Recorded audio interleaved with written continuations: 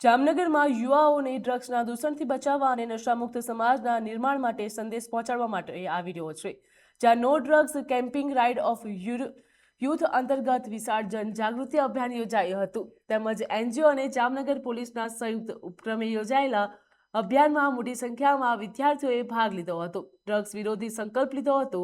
ડ્રગ્સના વધતા દૂષણ સામે સમાજમાં જાગૃતિ લાવવાના હેતુથી આ આયોજન કરવામાં આવ્યું હતું. તેમજ આ અભિયાન અંતર્ગત ટીમ જામનગર પહોંચી હતી, જ્યાં શહેરની વિવિધ શૈક્ષણિક સંસ્થાઓમાં જાગૃતિ કાર્યક્રમ યોજાયો હતો.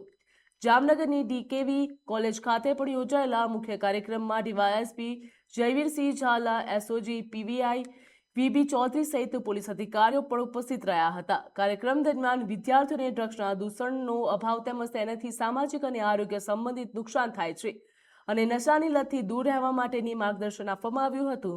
આ ઉપરાંત શહેરની વિવિધ શાળા કોલેજોમાં સેમિનાર, સંવાદ અને જાગૃતિ કાર્યક્રમો પણ યોજાયા હતા, જેમાં વિદ્યાર્થીઓએ ઉત્સાહપૂર્વક ભાગ લીધો હતો.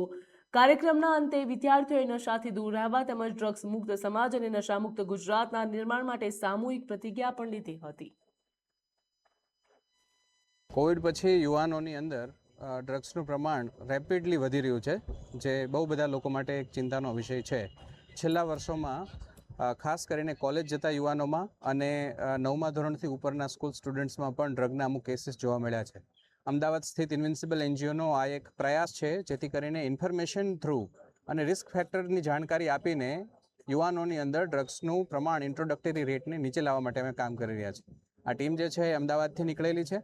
30 લોકોની આ ટીમ છે, જેમાં 20થી વધારે બાઇક રાઇડર્સ છે અને એ લોકો સૌરાષ્ટ્રના જે ટોપ 10 મેજર સિટીઝ છે એની અંદર ફરી અને ત્યાંના જે એજ્યુકેશનલ કેમ્પસીસ છે ત્યાં વિઝિટ કરી અને એની અવેરનેસ ફેલાવવાનું કામ કરી રહ્યા છે. આજે અમે જામનગરમાં છીએ. એની લોકલ કમ્યુનિટી, એસઓજી જામનગર, આ બધા સાથે મળી અને અમે એક અત્યારે સિટી રાઇડ ઓર્ગેનાઇઝ કરેલી છે. આ સિટી ફ્લાય પાસથી પોસ્ટર્સ અને ઇન્ફોર્મેશન મટીરિયલ આપી અને લોકોમાં જાગૃતિ લાવવાનો અમે પ્રયત્ન કરવાનો ટ્રાય કરી રહ્યા છીએ.